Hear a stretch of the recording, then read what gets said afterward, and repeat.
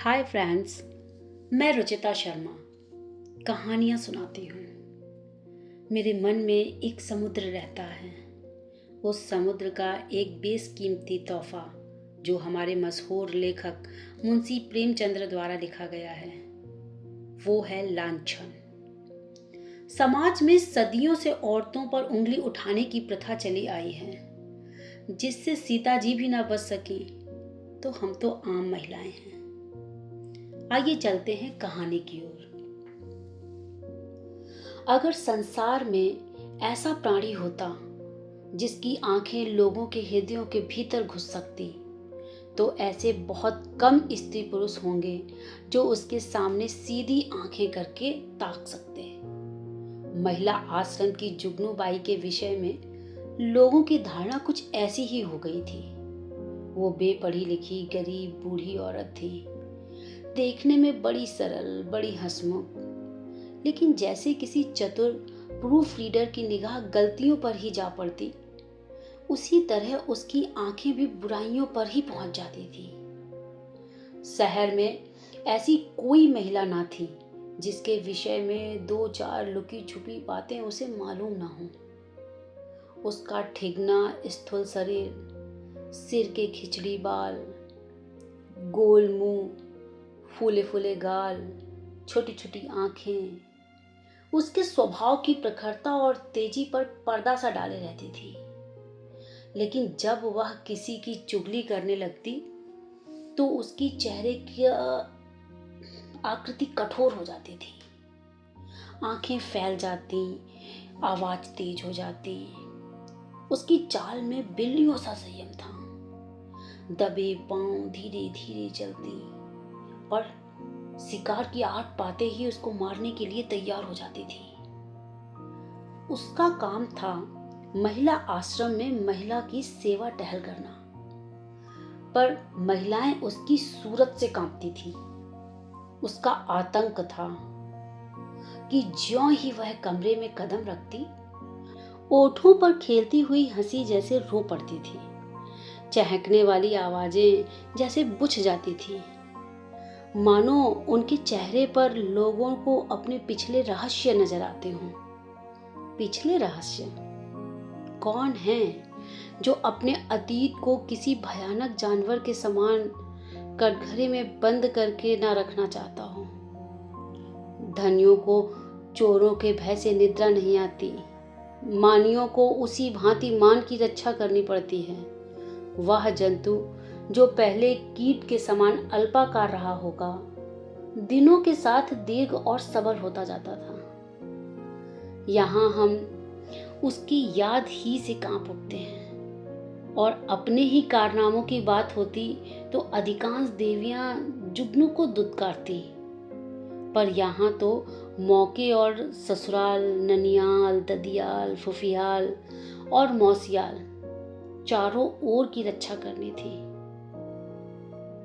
जिस किले में इतने द्वार हों, उसकी रक्षा कौन कर सकता है? वहां तो हमला करने वाले के सामने मस्तक झुकाने में ही कुशल है। जुगनू के दिल में हजारों मुर्दे गड़े थे और वह जरूरत पड़ने पर उन्हें उखाड़ दिया करती थी। जहां किसी महिला ने दून की ली या शान दिखाई, वहां जुगनू की त्योरियां बदली। उसकी एक कड़ी निगाह अच्छे अच्छे को दहला देती थी, मगर यह बात ना थी कि स्त्रियां उससे घृणा करती हों। नहीं, सभी बड़े चाव से उससे मिलती और उसका आदर सत्कार करती। अपने पड़ोसियों की निंदा सनातन से मनुष्य के लिए मनोरंजन का विषय रही है, और जुगनू के पास इसका काफी सामान था। नगर में इंदुमती महिला पाठशाला नाम का एक लड़कियों का हाई स्कूल था। हाल में मिस खुर्शीद उसकी हेड मिस्ट्रेट होकर आई थी। शहर में महिलाओं का दूसरा क्लब न था। मिस खुर्शीद एक दिन आश्रम में आई। ऐसी ऊंची दर्जे की शिक्षा पाई हुई आश्रम में कोई और देवी न थी। उनकी बड़ी आवभगत हुई। पहले ही दिन मालूम हो गया मिस खुर्शीद के आने से आश्रम में एक नए जीवन का संचार होगा। कुछ इस तरह दिल खोलकर हर एक से मिले, कुछ ऐसी दिलचस्प बातें की कि सभी देवियां मुग्ध हो गईं। गाने में चतुर थी, व्याख्यान भी खूब देती थी और अभिनय कला में तो उन्होंने लंदन में नाम कमा लिया था। ऐसी सर्वगुण संपन्न देवी का आना आश्रम का सौभाग्य था। गुलाबी गोरा रंग, कोमल गाल, मदभरी आंखें, नए फैशन के कटे हुए केस, एक एक अंग सांचे में ढला हुआ, मादकता की इससे अच्छी प्रतिमा न बन सकती थी।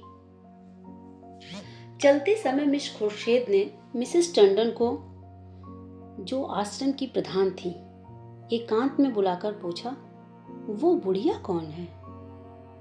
जुगनू कई बार कमरे में आकर मिस खुर्शीद को अन्वेषण की आंखों से देख चुकी थी, मानो कोई सहज सवार किसी नई घोड़ी को देख रहा हो। मिसेस टंडन ने मुस्कुराकर कहा, यहाँ ऊपर का काम करने के लिए नौकर है, कोई काम हो तो बुलाऊं? मिस खुर्शीद ने धन्यवाद देकर कहा, जी नहीं, कोई विशेष काम नहीं है, मुझे चालबाज मालूम होती है। यह भी देख रही हूं कि वह सेविका नहीं स्वामिनी है। मिसेस टंडन तो जुगनू से जली बैठी ही थी। इनके वैदव्य को लांछित करने के लिए वह उन्हें सदा सुहागिन कहा करती थी। मिस खुर्शीद से उसकी जितनी बुराई हो सकी वह की और उससे सचेत रहने का आदेश दिया। मिस खुर्शीद ने गंभीर होकर कहा, तब तो भयंकर स्त्री है, तभी सब देवियां इससे कांपती हैं। आप इसे निकाल क्यों नहीं देती? ऐसी चुड़ैल को एक दिन भी नहीं रखना चाहिए। मिस टंडन ने अपनी मजबूरी बताई। निकाल कैसे दूं? जिंदा रहना मुश्किल हो जाए। हमारा भाग्य उसकी मुट्ठी में है। आपको 2-4 दिन में उसके जौहर खुद ही खुलेंगे। मैं तो डरती हूं कहीं आप भी उसके पंजे में ना फंस जाएं। उसके सामने भूल कर भी किसी पुरुष से बातें ना कीजिएगा। इसके चमचे ना जाने कहां कहां लगे हुए हैं।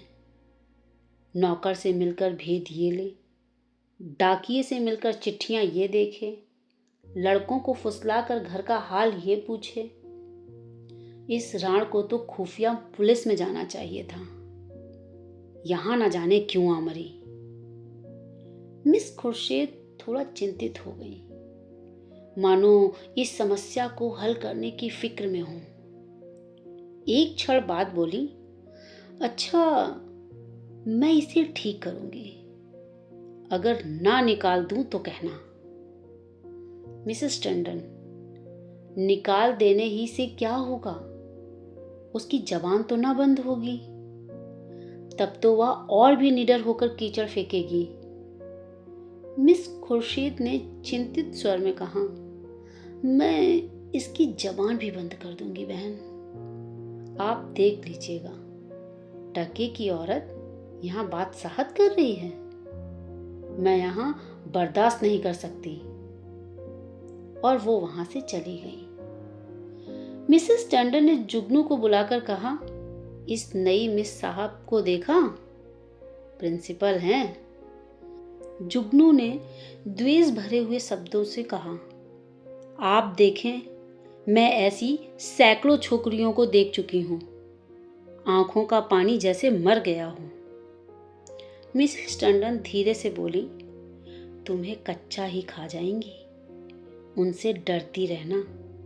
कह गई हैं कि मैं इसे ठीक करके छोड़ूंगी। मैंने सोचा तुम्हें चेता दूं, ऐसा ना हो उसके सामने कुछ ऐसी वैसी बातें कह बैठूं। जुगनू ने मानो तलवारें खींचकर कहा, मुझे चेताने का काम नहीं, उन्हें चेता दीजिएगा।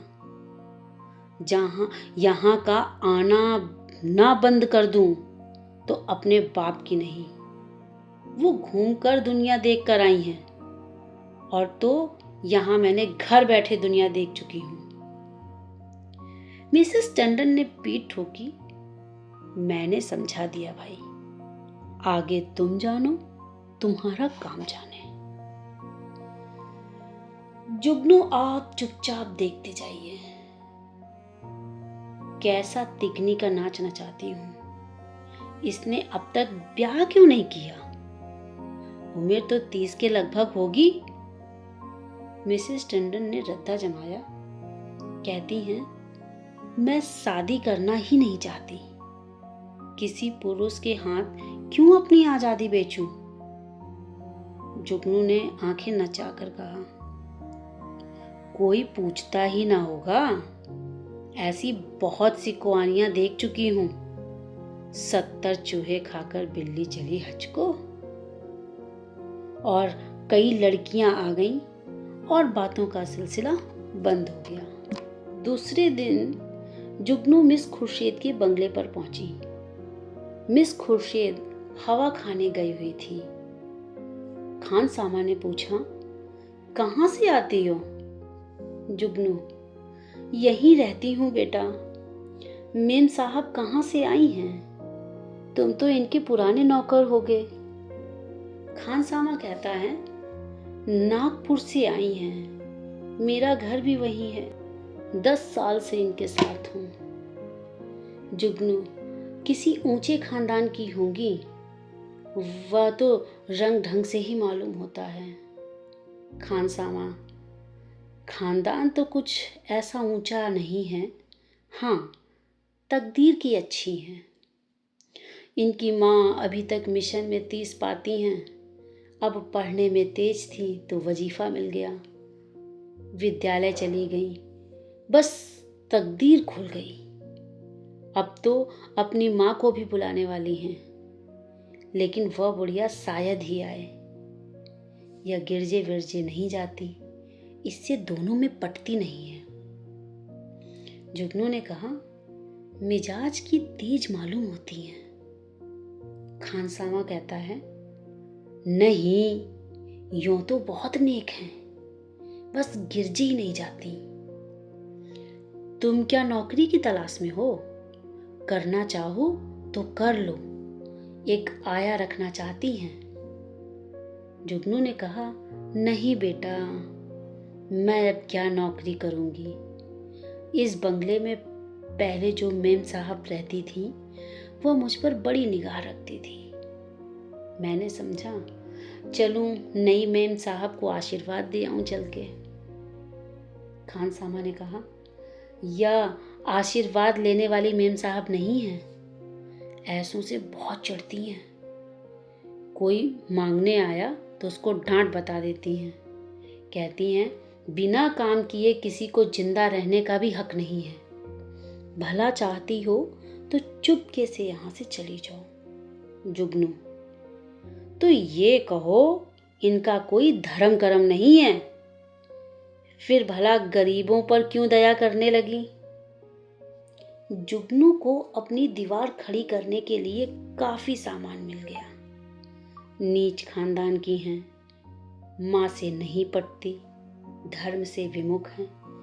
पहले धावे में इतनी सफलता कुछ कम ना थी। चलते चलते खान सामा से इतना और पूछा, इनके साहब क्या करते हैं? खान सामा ने मुस्कुरा कर कहा, इनकी तो अभी शादी ही नहीं हुई है। साहब कहाँ से होंगे? जुगनू ने बनावटी आश्चर्य से कहा, अरे, अब तक ब्याह ही नहीं हुआ? हमारे यहाँ तो दुनिया हंसने लगे।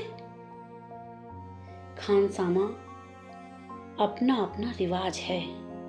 इनके यहाँ तो कितनी ही औरतें उम्र भर ब्याह ही नहीं करती। जुगनू ने मार्मिक भाव से कहा, ऐसी कुंवारियों को तो मैं बहुत देख चुकी। हमारी बिरादरी में कोई इस तरह रहे तो बड़ी बदनामी हो जाए। लेकिन इनके यहाँ जो जी में आवे करो, कोई नहीं पूछता। इतने में मिस खुर्शीद आ पहुंची। गुलाबी जाड़ा पड़ने लगा था। मिस साहब साड़ी के ऊपर ओवरकोट पहने हुई थी। एक हाथ में छतरी थी और दूसरे हाथ में छोटे कुत्ते की जंजीर। प्रभात की शीतल वायु में व्यायाम ने कपोलों को ताजा और सुर्ख कर दिया था। जुगनू ने झुककर सलाम किया, पर उन्होंने उसे देखकर भी ना देखा। अंदर जाते ही खान सामा को बुलाकर पूछा, ये औरत क्या करने आई है? खान सामा ने जूते का फीता खोलते हुए कहा, भिखारिन है हुजूर, पर औरत समझदार है। मैंने कहा, यहाँ नौकरी करेगी? तो राजी नहीं हुई। पूछने लगी, इनके साहब क्या करते हैं? जब मैंने बता दिया तो इसे बड़ा ताज्जुब हुआ। और होना ही चाहिए, हिंदुओं में तो दुधमुहे बालकों तक का विवाह हो जाता है। खुर्शीद ने जांच की। और क्या कहती थी? और तो कोई बात नहीं हुजूर। अच्छा, उसे मेरे पास भेज दो। जुगनू ने ज्यों ही कमरे में कदम रखा, मिस खुर्शीद ने कुर्सी से उठकर स्वागत किया। आइए माँ जी।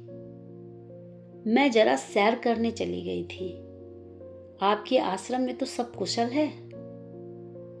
जुगनू एक कुर्सी का तकिया पकड़कर खड़ी खड़ी बोली, कुशल है मिस साहब। मैंने कहा, आपको आशीर्वाद दे आऊं? मैं आपकी चेरी हूं। जब कोई काम पड़े मुझे याद कीजिएगा। यहाँ अकेले तो हुजूर को अच्छा न लगता होगा। मिस खुर्शीद, मुझे अपने स्कूल की लड़कियों के साथ बड़ा आनंद मिलता है। वह सब मेरी ही तो लड़कियां हैं। जुगनू ने मात्र भाव से सिर हिलाकर कहा, ये ठीक है मिस साहब, पर अपना अपना ही है। दूसरा अपना हो जाए तो अपनों के लिए कोई क्यों रोए? सहसा एक सुंदर सजीला युवक रेशमी सूट धारण किए जूते चर्र-मर्र करता हुआ अंदर आया। मिस खुर्शीद ने इस तरह दौड़कर प्रेम से उसका अभिवादन किया, मानो जामे में फूली न समाती हूं। जुगनू ने उसे देखकर कोने में दुबक गई। खुर्शीद ने युवक से गले मिलकर कहा, प्यारे, मैं कब से तुम्हारी राह देख रही हूं। जुगनू से, माँ जी, आप जाएं फिर कभी आना। यह हमारे परम मित्र विलियम किंग हैं। हम और यह बहुत दिनों तक साथ साथ पढ़े हैं। जुगनू चुपके से निकलकर बाहर आई। खान सामा खड़ा था।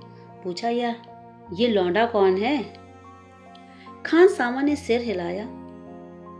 मैंने इसे आज ही देखा है। शायद अब कंवारेपन से जी उबा है। अच्छा तहरदार जवान है। जुगनू, दोनों इस तरह टूटकर गले मिले हैं कि मैं तो लाज के मारे गड़ गई। ऐसा चूमा चाटी तो जोरू खुसम भी नहीं करते हैं। दोनों लिपट गए। लौंडा तो मुझे देखकर कुछ झिझकता था, पर तुम्हारी मिस साहब तो जैसे मतवाली हो गई थी। खान सामा ने मानो अमंगल के आवाज से कहा, मुझे तो कुछ बेढब मालूम नजर आता है। जुगनू तो यहां से सीधे मिसेस टंडन के घर पहुंची। इधर मिस खुर्शीद और युवक की बातें होने लगी। मिस खुर्शीद ने ठहाका मारकर कहा, तुमने अपना पार्ट खूब खेला लीला। बुढ़िया सचमुच चौंधिया गई। लीला, मैं तो डर रही थी कि कहीं बुढ़िया भांप ना जाए। मिस खुर्शीद, मुझे विश्वास था वह आज जरूर आएगी। मैंने दूर ही से उसे बरामदे में देखा और तुम्हें सूचना दी। आज आश्रम में बड़े मजे रहेंगे। जी चाहता है महिलाओं की कानफूसियां सुनती। देख लेना, सभी उसकी बातों में विश्वास करेंगी। लीला, तुम भी तो जानबूझकर दलदल में पांव रख रही हो। मिस खुर्शीद, मुझे अभिनय में मजा आता है, दिल लगी रहेगी। बुढ़िया ने बड़ा जुल्म कर रखा है, जरा उसे सबक देना चाहती हूँ। कल तुम इसी वक्त इसी ठाट से फिर आ जाना। बुढ़िया कल फिर आएगी, उसके पेट में पानी थोड़ी ना हजम होगा। नहीं, ऐसा क्यों? जिस वक्त वह आएगी मैं तुम्हें खबर दूंगी, बस तुम छैला बनी हुई पहुंच जाना। आश्रम में उस दिन जुगनू को दम मारने की फुर्सत ना मिली। उसने सारा वृतांत मिसेस टंडन से कहा। मिसेस टंडन दौड़ी हुई आश्रम पहुंची और अन्य महिलाओं को भी खबर सुनाई। जुगनू उसकी तस्दीक करने के लिए बुलाई गई। जो महिला आती वह जुगनू के मुंह से यह कथा सुनती। हर एक रिहर्सल में कुछ कुछ रंग और चढ़ जाता, यहाँ तक कि दोपहर होते होते सारे शहर के सभ्य समाज में वह खबर गूंज उठी। एक देवी ने पूछा, यह युवक है कौन? मिसेस टंडन, सुना तो उनके साथ का पढ़ा हुआ है। दोनों में पहले से कुछ बातचीत रही होगी। वही तो मैं कहती थी कि इतनी उम्र हो गई है, वह कुंवारी कैसे बैठी है। अब कलई खुली। जुगनू, और कुछ हो या ना हो, जवान तो बांका है। टंडन कहती हैं, यह हमारी विद्वान बहनों का हाल है। जुगनू ने कहा, मैं तो उसकी सूरत देखते ही ताड़ गई थी, धूप में बाल थोड़ी ना सफेद किए हैं। टंडन, कल फिर जाना। जुगनू ने कहा, कल नहीं, मैं आज रात को ही जाऊंगी। लेकिन रात को जाने के लिए कोई बहाना जरूरी था। मिसेस टंडन ने आश्रम के लिए एक किताब मंगवा भेजी। रात को 9 बजे जुगनू मिस खुर्शीद के बंगले पर जा पहुंची। संयोग से लीलावती उस वक्त मौजूद थी। बोली, बुढ़िया तो बेतरह पीछे पड़ गई है भाई। मिस खुर्शीद, मैंने तुमसे कहा था उसके पेट में पानी ना पचेगा। तुम जाकर रूप भर जाओ, तब तक मैं बातों में लगाती हूँ इसको। शराबियों की तरह अंट संट बकना शुरू करना, मुझे भगा ले जाने का प्रस्ताव भी करना। बस यूं बन जाना जैसे अपने होश में नहीं हो। लीला मिशन में डॉक्टर थी, उनका बंगला भी पास ही था। वह चली गई तो मिस खुर्शीद ने जुगनू को बुलाया। जुगनू ने एक पुर्जा उसको देकर कहा, मिसेस टंडन ने यह किताब मांगी है। मुझे आने में देर हो गई, मैं इस वक्त आपको कष्ट ना देती, पर सवेरे ही मुझसे मांगेंगी वो। हजारों रुपए महीने की आमदनी है मिस साहब की, मगर एक एक कौड़ी दांत में पकड़ती हैं। इनके द्वारे पर भिखारी को भीख तक नहीं मिलती। मिस खुर्शीद ने पुर्जा देकर कहा, इस वक्त तो यह किताब नहीं मिल सकती, सुबह ले जाना। तुमसे कुछ बातें करनी है, बैठो, मैं अभी आती हूँ। वह पर्दा उठाकर पीछे के कमरे में चली गई और वहां से कोई 15 मिनट में एक सुंदर रेशमी साड़ी पहने, इत्र में बसी हुई, मुंह पर पाउडर लगाए हुए निकली। जुगनू ने उसे आंखें फाड़ कर देखा। ओहो, ये श्रृंगार! शायद इस समय वो लौंडा आने वाला होगा, तभी ये तैयारियां हैं। नहीं, सोने के समय कुंवारियों को बनाव संवार की क्या जरूरत। जुगनू की नीत में स्त्रियों के श्रृंगार का केवल एक ही उद्देश्य था, पति को लुभाना। इसलिए सुहागिनों के सिवा श्रृंगार और सभी के लिए वर्जित था। अभी खुर्शीद कुर्सी पर बैठने भी न पाई थी कि जूतों का चर्र-मर्र सुनाई दिया और एक क्षण में विलियम किंग ने कमरे में कदम रखा। उसकी आंखें चढ़ी हुई मालूम होती थी और कपड़ों से शराब की गंध आ रही थी। उसने बेधड़क मिस खुर्शीद को छाती से लगा लिया और बार बार कपोलों के चुम्बन लेने लगा। मिस खुर्शीद ने अपने को कर पास से छुड़ाने की चेष्टा करते हुए कहा, चलो हटो, शराब पीकर आए हो। किंग ने उसे और चिपटा लिया और कहा, आज तुम्हें भी पिलाऊंगा प्रिय, तुमको पीना होगा, फिर हम दोनों लिपट कर सोएंगे। नशे में प्रेम कितना सजीव हो जाता है, इसकी परीक्षा कर लो। मिस खुर्शीद ने इस तरह जुगनू की उपस्थिति का उसे संकेत किया कि जुगनू पर नजर पड़ जाए, पर किंग नशे में मस्त था, जुगनू की तरफ देखा ही नहीं। मिस खुर्शीद ने रोष के साथ अपने को अलग करके कहा, तुम इस वक्त आपे में नहीं हो, इतने उतावले क्यों हुए जाते हो? क्या मैं कहीं भागी जा रही हूं? किंग, इतने दिनों से चोरों की तरह आया हूं, आज से मैं खुले खजाना आऊंगा। खुर्शीद ने कहा, तुम तो पागल हो रहे हो, देखते नहीं हो कमरे में कौन बैठा हुआ है? किंग ने हड़बड़ा कर जुगनू की तरफ देखा और झिझक कर बोला, ये बुढ़िया यहाँ कब आई? तू यहाँ क्यों आई बुड्ढी? शैतान की बच्ची, यहाँ भेद लेने आती है, हमको बदनाम करना चाहती है, मैं तेरा गला घोंट दूंगा। ठहर, भागती कहाँ है? मैं तुझे जिंदा ना छोड़ूंगा। जुगनू बिल्ली की तरह कमरे से निकली और सिर पर पांव रखकर भागी। उधर कमरे से कह उठकर छत को हिलाने लगे। जुगनू उसी वक्त मिसेस टंडन के घर पहुंची। उसके पेट में बुलबुले उठ रहे थे, पर मिसेस टंडन सो गई थी।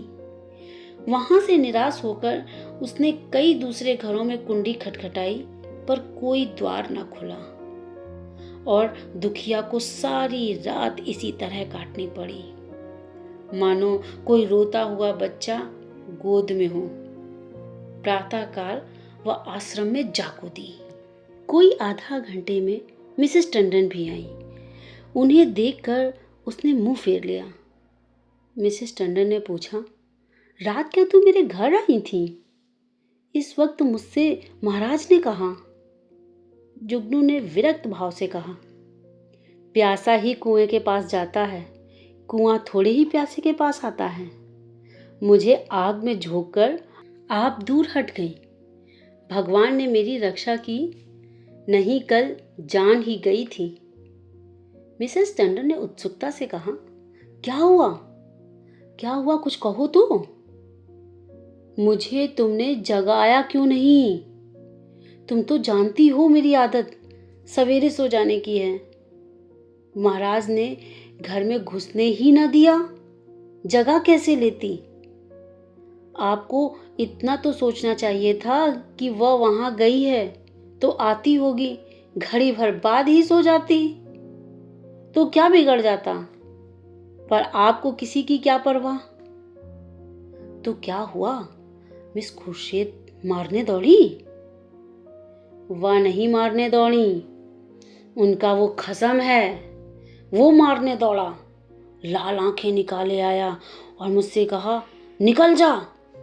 जब तक मैं निकलूं तब तक हंटर खींचकर दौड़ ही पड़ा। मैं फिर पांव रखकर ना भागती तो चमड़ा उधेड़ डालता। और वो राण बैठी तमाशा देखती रही।